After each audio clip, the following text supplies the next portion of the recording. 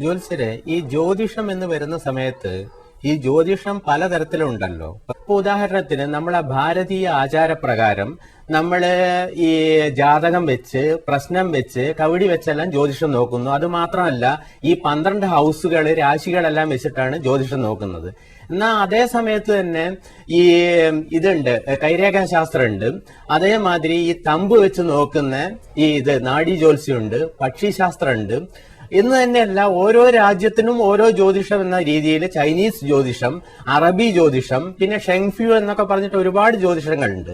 അപ്പൊ അങ്ങനെ ഓരോ രാജ്യത്തിനായിട്ട് ഓരോ ജ്യോതിഷം അങ്ങനെ വരുമോ? അത് അപ്പൊ ഇതില് ഈ ജ്യോതിഷങ്ങളിൽ ഏറ്റവും വിശ്വസനീയമായ ജ്യോതിഷം ഏതാണെന്നാണ് ജ്യോത്സ്യരുടെ അഭിപ്രായം? എല്ലാ ജ്യോതിഷങ്ങളും എല്ലാ ശാസ്ത്രങ്ങളും സത്യം തന്നെയാണ്. പക്ഷെ അതിൽ കവിഞ്ഞിട്ട് കുറെ കൂടുതൽ ഭാരതീയ ജ്യോതിശാസ്ത്രത്തെ കുറെ കൂടുതൽ വിശ്വാസ്യത അർപ്പിക്കുന്നു. കേരളത്തിലുള്ളവരായി കഴിഞ്ഞാലും അന്യദേശത്തുള്ളവരായി കഴിഞ്ഞാലും ഗൾഫ് നാടുകളിലായി കഴിഞ്ഞാലും അമേരിക്കയിലായി കഴിഞ്ഞാലും ലണ്ടനിലായി കഴിഞ്ഞാലും കുറെ കൂടുതൽ മലയാളികളും അന്യദേശത്തുള്ളവരും, അപ്പോൾ ശരിക്കും പറഞ്ഞാൽ നോർത്ത് ഇന്ത്യൻസ് വരെ ഇവിടെ വന്ന് ജ്യോതിഷം പഠിക്കുകയും ജ്യോതിഷങ്ങൾ കൈകാര്യം ചെയ്യുകയും പഠിക്കാൻ വേണ്ടിയിട്ടുള്ള കുറെ കൂടുതൽ ഭാരതീയ ജ്യോതിഷത്തെ കുറിച്ചിട്ടുള്ള കാര്യങ്ങൾ കുറെ കൂടുതൽ മനസ്സിലാക്കാൻ വേണ്ടിയിട്ടുള്ള കാര്യങ്ങളെ കുറിച്ചിട്ട് പല ദേശത്തുള്ള ആളുകൾ ഇവിടെ വരികയും പഠിക്കുകയും ചെയ്യുന്നു. അതേപോലെ തന്നെ ഇവിടെ തന്നെ പ്രമുഖന്മാരായിട്ടുള്ള ജ്യോതിഷന്മാരും പണ്ഡിതന്മാരൊക്കെ അന്യദേശങ്ങളിലും അന്യ രാജ്യങ്ങളിലും പോയിട്ട് ജ്യോതിഷം കൈകാര്യം ചെയ്യുന്നു. അപ്പോൾ കുറെ കൂടുതൽ വിശ്വാസ്യത ഭാരതീയ ജ്യോതിഷത്തിൽ തന്നെയാണെന്നുള്ളത് തന്നെയാണ് അത് നമുക്ക് മനസ്സിലാക്കാൻ പറ്റുന്ന കാര്യം.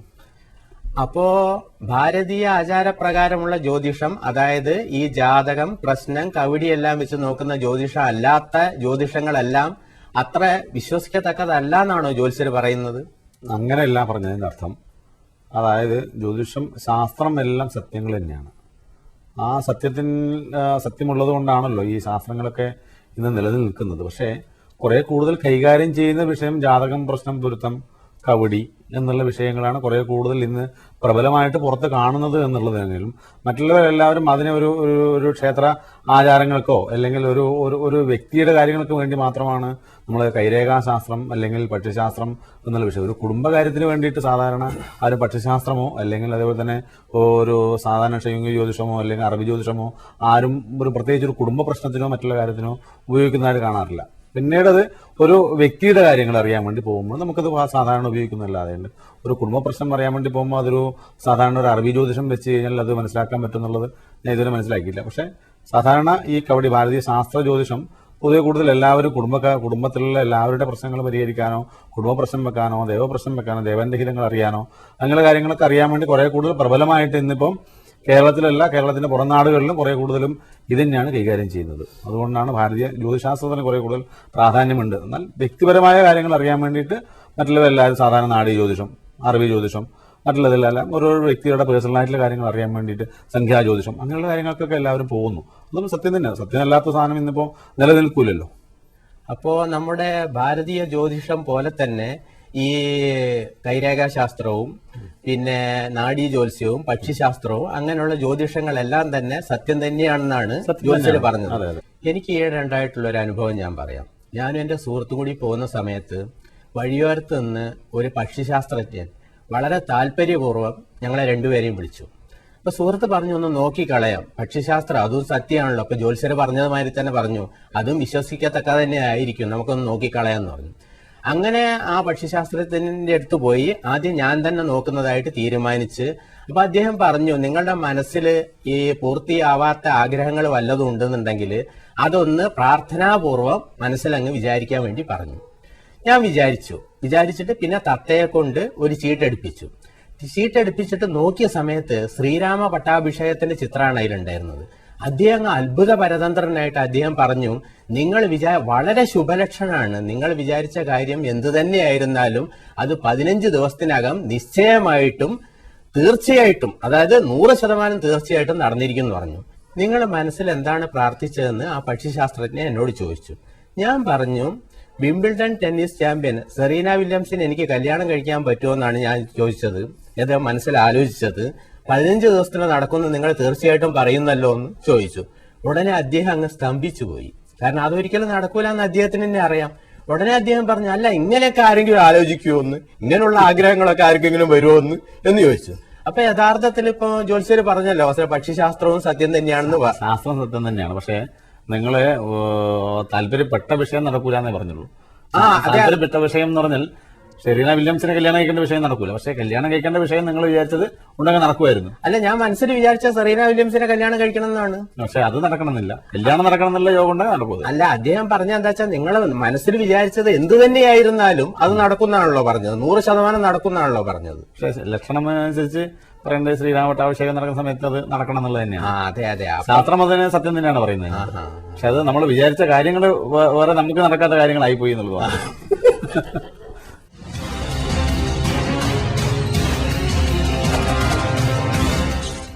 അശ്വതിഭരണി കാർത്തിക കാലം മേടക്കൂറ്.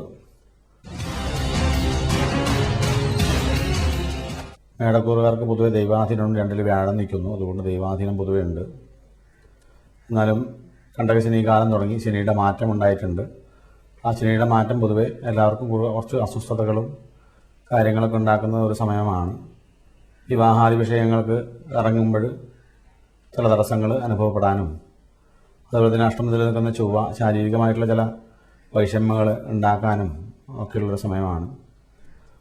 വസ്തു വാഹനം ഒക്കെ വാങ്ങിക്കാൻ ഉദ്ദേശിക്കുന്നവർക്ക് വസ്തുവാഹനാദികൾ വാങ്ങിക്കാനും, വിൽക്കാൻ ഉദ്ദേശിക്കുന്നവർ വിൽക്കാനും ഒക്കെ അനുകൂലമായിട്ടുള്ളൊരു സമയമായിട്ട് പറയാം.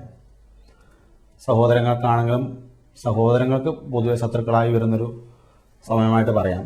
3-ാം ഭാവാധിപതി 6-ലാണ് നിൽക്കുന്നത്. അതുകൊണ്ട് സഹോദരങ്ങൾ പൊതുവെ ഒരു ശത്രുതയോ പെരുമാറ്റ ശൈലിയിലോ ചില മാറ്റങ്ങളൊക്കെ അനുഭവപ്പെടുന്നൊരു സമയമാണ്. സന്താനകാരകൻ 6-ാം ഭാവത്തിൽ നിൽക്കുന്നുണ്ട്. സന്താനങ്ങളായിട്ടും ചെറിയ ചെറിയ വാക്ക് തർക്കങ്ങളോ വാക്കാദി വിഷയങ്ങളോ അങ്ങനെയുള്ള വിഷയങ്ങളൊക്കെ സന്താനങ്ങളായിട്ടും ഒക്കെ വരുന്നൊരു സമയമാണ്.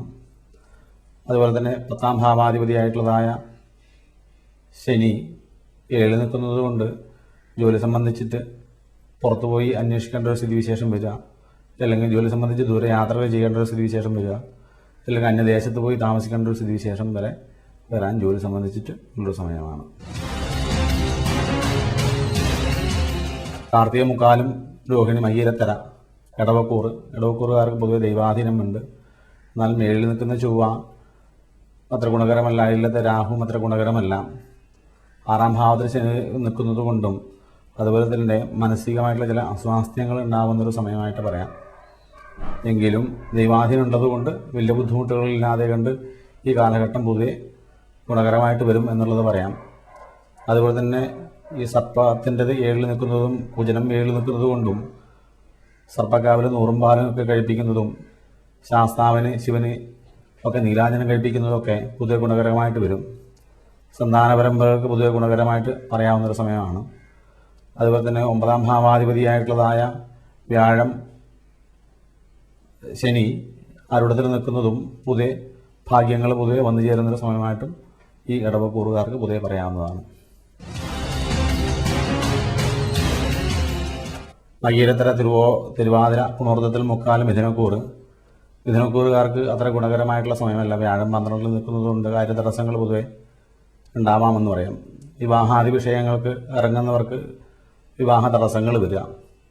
അതുപോലെ തന്നെ അഷ്ടമാധിപത്യം വഹിച്ചിരിക്കുന്നതായ ശനി 5-ൽ നിൽക്കുന്നതുകൊണ്ട് മനസ്സിന് പൊതുവെ ഒരു അസ്വാസ്ഥ്യങ്ങൾ ഉണ്ടാവുക, ശാരീരികമായിട്ടുള്ള ചില അസ്വാസ്ഥ്യങ്ങളെ കൊണ്ടുള്ള ബുദ്ധിമുട്ടുണ്ട് എന്നുള്ള തോന്നലുകൾ ഉണ്ടാവുക, ശരീരത്തിന് പൊതുവെ ക്ഷീണങ്ങൾ ഉണ്ടാവുക.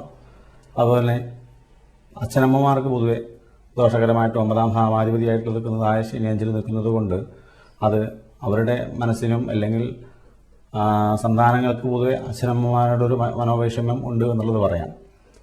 അതേപോലെ തന്നെ 2-ൽ നിൽക്കുന്ന ശുക്രൻ 5-ാം ഭാവാധിപതി ശുക്രൻ ഈ വിദ്യാർത്ഥികളായിട്ട് ഇരിക്കുന്നവർക്ക് മാനസിക ക്ലേശങ്ങൾ പൊതുവെ ഉണ്ടാവും എന്നുള്ളത് പറയാവുന്നതാണ്. അതുകൊണ്ട് വിഷ്ണുവിന് പാൽപ്പായസം, സഹസ്രനാമ പുഷ്പാഞ്ജലി, തുളസിമാല എന്നുള്ളതും ഹനുമാന് വെണ്ണ ചേർത്തുക, വെറ്റിലമാല ചേർത്തുക, ഇങ്ങനെയൊക്കെ ഈ വാരം പൊതുവെ ചെയ്യുന്നത് മിഥുനക്കൂറുകാർക്ക് പൊതുവെ വ്യാഴം ഒരു 2-3 വാരമായിട്ട് അത്ര ഗുണകരമായിട്ടുള്ള സമയമല്ല. അതുകൊണ്ട് വിഷ്ണു പ്രീതി വരുത്തുക, ഹനുമാൻ പ്രീതി വരുത്തുക, അതുപോലെ തന്നെ നവഗ്രഹങ്ങൾക്കുള്ള കാര്യങ്ങൾ ചെയ്യുക ഒക്കെ ചെയ്യുന്നതൊക്കെ പൊതുവെ ഗുണകരമായിട്ട് പറയാവുന്നതാണ്.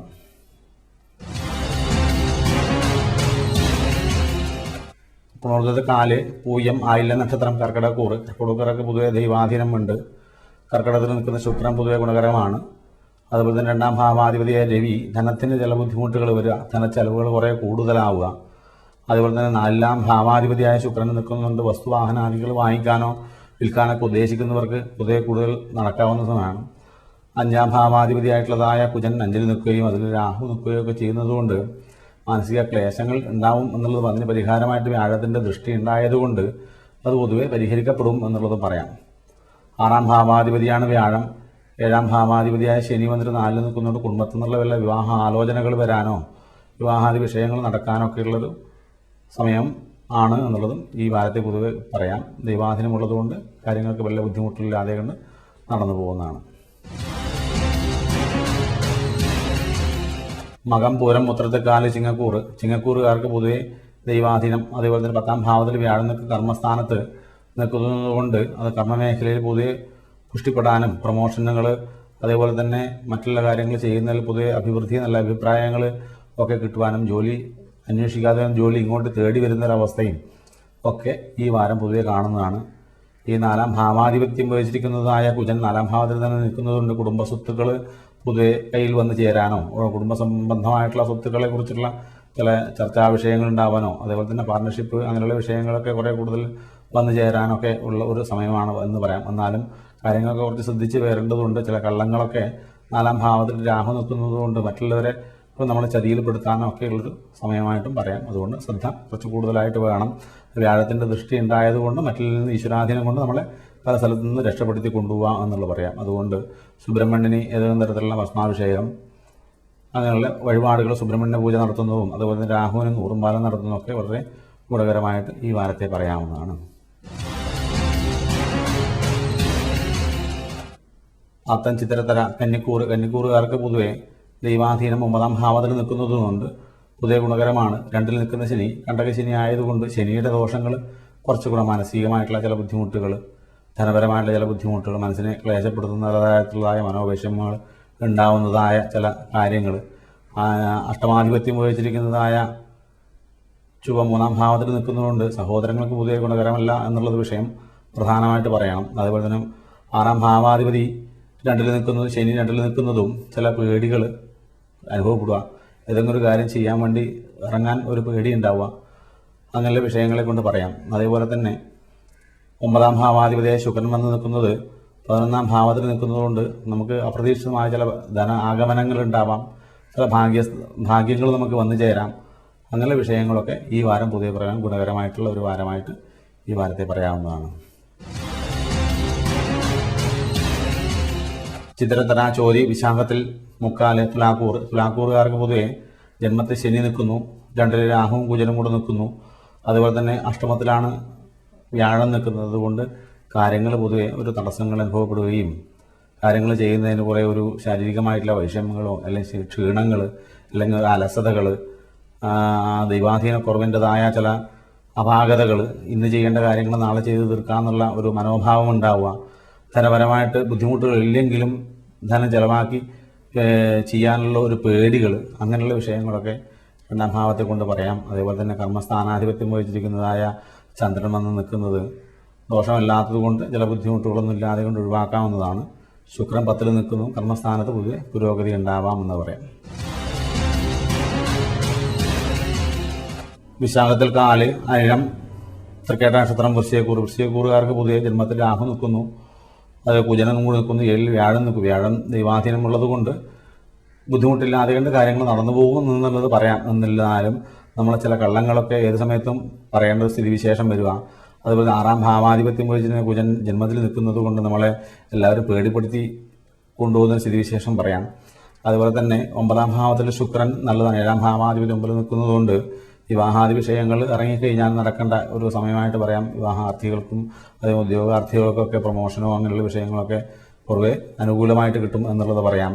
എന്നാൽ ജന്മാധിപതിയായിട്ട് നിൽക്കുന്നതായ കുജൻ ജന്മത്തിൽ തന്നെ നിൽക്കുന്നതും അത് പൊതുവെ ഗുണകരമാണ്. എന്നാലും ചില കള്ളങ്ങളൊക്കെ നമുക്ക് പറയേണ്ട ഒരു സ്ഥിതിവിശേഷം, പല സ്ഥലങ്ങളിലും നമ്മൾ കള്ളങ്ങൾ പറഞ്ഞു നിൽക്കേണ്ട ഒരു സ്ഥിതിവിശേഷം ഉണ്ടാവാം. അതുകൊണ്ട് നാഗർക്ക് 100 പാലും അതുപോലെ തന്നെ സുബ്രഹ്മണ്യന് ഭസ്മാഭിഷേകം അങ്ങനെയുള്ള വിഷയങ്ങൾ ചെയ്യാം. 7ത്തെ വ്യാഴം ആയതുകൊണ്ട് വ്യാഴത്തിനും പ്രീതിപ്പെടുത്തുന്നത് നല്ലതാണ്. കുറച്ചും കൂടെ പ്രബലപ്പെടുത്തി കഴിഞ്ഞാൽ നമുക്ക് കാര്യങ്ങൾ കുറച്ചും കൂടെ സ്മൂത്തായിട്ട് നടക്കാനുള്ള ഒരു വാരമായിട്ട് പറയാം.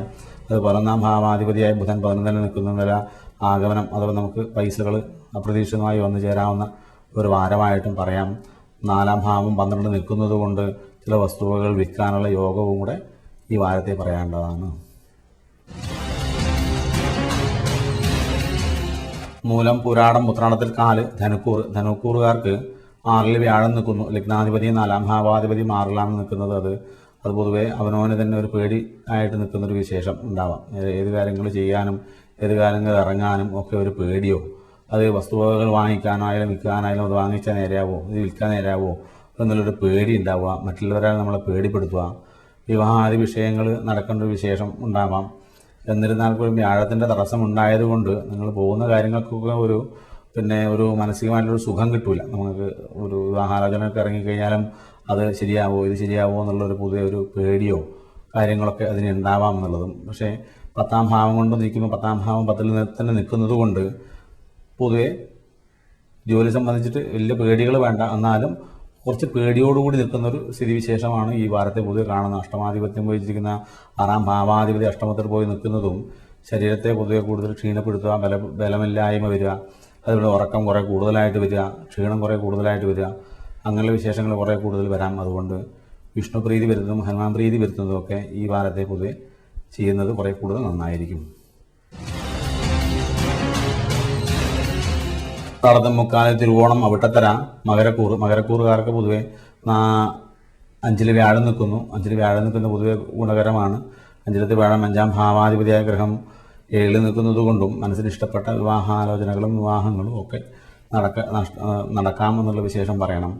ധനകാരകനായ ശനി വന്നിട്ട് 10-ൽ നിൽക്കുന്നതും അതേപോലെ തന്നെ ജോലിയിൽ നിന്ന് കുറേ കൂടുതൽ ധന ആഗമനങ്ങളും ധനപരമായിട്ടുള്ള ബുദ്ധിമുട്ടുകളിൽ നിന്ന് ഒരു മോചനമൊക്കെ ഈ വാരത്തെ പൊതുവെ ഉണ്ടാവും എന്നുള്ള വിശേഷമാണ് ആദ്യം പറയാനുള്ളതും. അതേപോലെ തന്നെ പുതിയ ഗുണകരമായിട്ടുള്ള ഒരു വാരമാണ് ഈ വാരം. അവിടെ തരാ ചതയം പുരട്ടാതി മുക്കാല് കുംഭക്കൂറുകാർക്ക് പൊതുവെ ദൈവാധീനമുണ്ട്. ലഗ്നാധിപതിയായ ശനി വന്നിട്ട് 9-ാം ഭാവത്തിൽ നിൽക്കുന്നു. അത് പൊതുവെ ഗുണകരമാണ്. ഗുണകരം എന്ന് പറഞ്ഞാൽ നല്ല ഭാഗ്യപരമായിട്ടുള്ള കാര്യങ്ങൾ നടക്കുക. ധനകാരകൻ 2-ാം ഭാവാധിപതിയായിട്ടുള്ള വ്യാഴം 4-ൽ പോയി നിൽക്കുന്നതുകൊണ്ട് കുടുംബത്തിലേക്ക് വേണ്ട ചില ധന ആഗമനങ്ങൾ, അല്ലെങ്കിൽ വസ്തു വാങ്ങിക്കുക, അതുപോലെ തന്നെ വീട് വയ്ക്കാൻ വേണ്ടിയിട്ടുള്ള പുറപ്പാടുകൾ നടത്തുക, അത് വീട് വയ്ക്കാനുള്ള ആലോചനകൾ നടത്തുക, കുടുംബത്തിൽ നല്ല സൽക്കർമ്മങ്ങൾ നടക്കുക, അങ്ങനെയുള്ള വിഷയങ്ങളൊക്കെ കുറേ കൂടുതൽ നടക്കാനും. 4-ാം ഭാവാധിപതി 6-ൽ നിൽക്കുന്ന ചെറിയ ദോഷങ്ങൾ, കുടുംബക്കാരുമായിട്ട് ചില വാക്കുതർക്കാദി വിഷയങ്ങളോ അവർ ചില ശത്രുതകളോ സമ്പാദിക്കാനുള്ള സമയമായിട്ട് പറയാം. അഷ്ടമത്തിൽ നിൽക്കുന്ന രവി ചില വയറുവേദന അങ്ങനെയുള്ള വിഷയങ്ങൾ ഉണ്ടാവാം. 5-ാം ഭാവാധിപതി ആയിട്ടുള്ള ഗ്രഹമാണ് അഷ്ടമത്തിൽ പോകുന്ന സന്താനങ്ങൾക്ക് പൊതുവെ ഒരു ഉദര സംബന്ധമായിട്ട് ദോഷങ്ങൾ, അല്ലെങ്കിൽ നമുക്ക് ഉദര സംബന്ധമായിട്ട് ചില ബുദ്ധിമുട്ടുകൾ ഉണ്ടാവാം. 9-ാം ഭാവത്തിൽ ശനി അത് നല്ലതാണ്. 10-ാം ഭാവാധിപതി 10-ൽ തന്നെ നിൽക്കുന്ന കർമ്മസ്ഥാനത്തും പൊതുവെ ഗുണം എന്നുള്ളത് പറയാം. വ്യാഴത്തിൻ്റെ ദൃഷ്ടി ഈ 10-ാം ഭാവത്തിലേക്ക് ഉണ്ടായതുകൊണ്ട് അപ്പോൾ അത് പൊതുവെ ഗുണകരമായ. 11-ാം ഭാവാധിപതി 4-ൽ നിൽക്കുന്ന കുടുംബത്തിലെ ധന ആഗമനങ്ങളും അതേപോലെ തന്നെ നല്ല സൽക്കർമ്മങ്ങളും, വാഹനം വാങ്ങിക്കുക, വീട് വാങ്ങിക്കുക, അല്ലെങ്കിൽ വീട് വയ്ക്കാനുള്ള കാര്യങ്ങൾ ചെയ്യുക, അങ്ങനെയുള്ള കാര്യങ്ങളൊക്കെ ചെയ്യാനോ ഇറങ്ങാനോ ഒക്കെ പൊതുവെ ഉത്സാഹങ്ങൾ കൂടുക. ധന ആഗമനങ്ങൾ കുറേ കൂടുതലായിട്ട് വരിക. കുടുംബപരമായിട്ടുള്ള സ്വത്തുക്കൾ, ചിലപ്പം നമുക്ക് ഷെയറുകൾ, അങ്ങനെയുള്ള വിഷയങ്ങളൊക്കെ കുറേ കൂടുതൽ വരാനുള്ളൊരു യോഗം ഈ വാരം പൊതുവെ കാണുന്നതാണ്. പുരട്ടാതി 4, ഉത്രട്ടാതി രേവതി നക്ഷത്രം മീനക്കൂറുകാർക്ക് 3-ലത്തെ വ്യാഴം നല്ലതല്ല. അതേപോലെ തന്നെ ലഗ്നാധിപതിയായിട്ടുള്ള വ്യാഴം 3-ൽ നിൽക്കുന്നത് 3-ൽ സഹോദരങ്ങൾക്ക് പൊതുവെ ഗുണമാണ്, എങ്കിലും നമുക്ക് കാര്യ തടസ്സങ്ങൾ ഉണ്ടാവാം.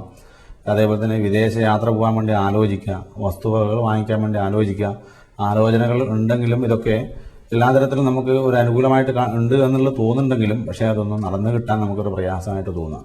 അഷ്ടമത്തിൽ നിൽക്കുന്ന ശനി ശാരീരികമായിട്ടുള്ള വൈഷമ്യങ്ങൾ ഉണ്ടാവാം.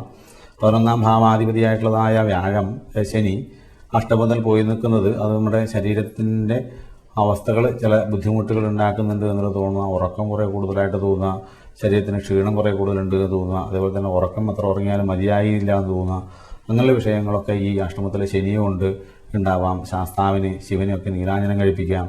അതുപോലെ തന്നെ 9-ൽ നിൽക്കുന്ന കുജുവാൻ 2-ാം ഭാവാധിപതി 9-ൽ നിൽക്കുന്നത് ധനപരമായിട്ട് ബുദ്ധിമുട്ടൊന്നും ഉണ്ടാവില്ല, മാനസികപരമായിട്ട് ബുദ്ധിമുട്ടും, പക്ഷേ ശാരീരികമായിട്ടുള്ള ബുദ്ധിമുട്ടുകൾ കുറേ കൂടുതൽ അനുഭവിക്കുക. എല്ലാ യോഗങ്ങളും നമുക്കുണ്ട്, ഇപ്പോൾ എല്ലാം നടക്കും എന്നുള്ള തോന്നുക. വസ്തു വാങ്ങിക്കാനോ വിദേശയാത്ര പോകാനോ ഒക്കെ അതിന് ഉത്സാഹമായിട്ട് ഇറങ്ങുക. പക്ഷേ അതൊന്നും നേരെ നടക്കുന്നില്ല എന്നുള്ള വിഷയം ഈ 3-ലത്തെ വ്യാഴം കൊണ്ട് നമുക്കത്ര ഗുണകരമായിട്ട് പറഞ്ഞുകൂടാം. അതുപോലെ തന്നെ ശാരീരികമായിട്ടുള്ള ബുദ്ധിമുട്ടുകൾ, മൃത്യുഞ്ജയ യന്ത്രം, മൃത്യുഞ്ജയ പുഷ്പാഞ്ജലി, ശിവന് ജലധാര, അങ്ങനെ വിഷയം ശിവപ്രീതി വരുത്തി ഈ വാരം പൊതുവെ പോകുന്നത് നല്ലതായിരിക്കും. മീനക്കൂറുകാർക്ക് പൊതുവെ ശനി മാറി, കണ്ടകശനി എന്നുള്ളത് അഷ്ടമത്തിൽ ശനി വന്നിട്ടുണ്ട്.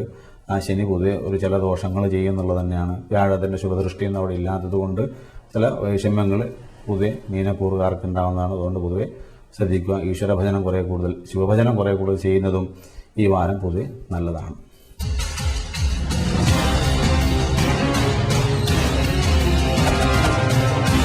പിന്നെ വാരഫലം പൊതുവെ ഒക്ടോബർ മാസം 20-ാം തീയതി വരെ ചില ഗ്രഹങ്ങൾക്ക് ബുധനും ശുക്രനും ചെറിയൊരു മാറ്റം ഉണ്ട് എന്നുള്ളതല്ലാതെ കണ്ട് പൊതുവെ ഈ ഗുണഫലങ്ങൾ തന്നെയാണ് എല്ലാവരും അനുഭവിക്കാനുള്ളതും അനുഭവിക്കാൻ വേണ്ടി പോകുന്നതായ ഫലങ്ങളും. അതുകൊണ്ട് ഈ ബുധനും ശുക്രനുള്ള മാറ്റം നമുക്ക് പൊതുവെ ഒരു ഗുണകരമായിട്ടും പറഞ്ഞുകൂടാ, ദോഷകരമായിട്ടുള്ള ഒരു അവസ്ഥയിലേക്കും നിൽക്കുമെന്ന് പറഞ്ഞുകൂടാ.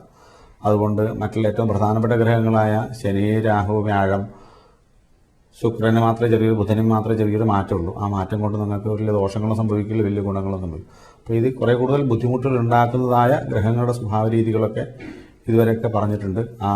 അതുപോലെ തന്നെ ആ വഴിപാടുകളും ആ ഭജനകൾ, ആ ദേവന്മാരെ പ്രീതിപ്പെടുത്തിയൊക്കെ പോകുന്നത് ഈ ഒക്ടോബർ മാസം 20-ാം തീയതി വരെ എല്ലാവരും ഒരേപോലെ ചെയ്ത് ഈശ്വരഭജനമൊക്കെ നടത്തി കഴിഞ്ഞാൽ പൊതുവെ എല്ലാവർക്കും ഗുണഫലങ്ങളും ആ ദോഷവശങ്ങൾക്കുള്ള കാഠിന്യം കുറയ്ക്കാൻ വേണ്ടി ഈ പരിഹാരങ്ങളൊക്കെ ചെയ്യുന്നതും പൊതുവെ എല്ലാവർക്കും ഗുണകരമായിട്ട് ആവുന്നതെന്നുള്ളത് തന്നെയാണ്.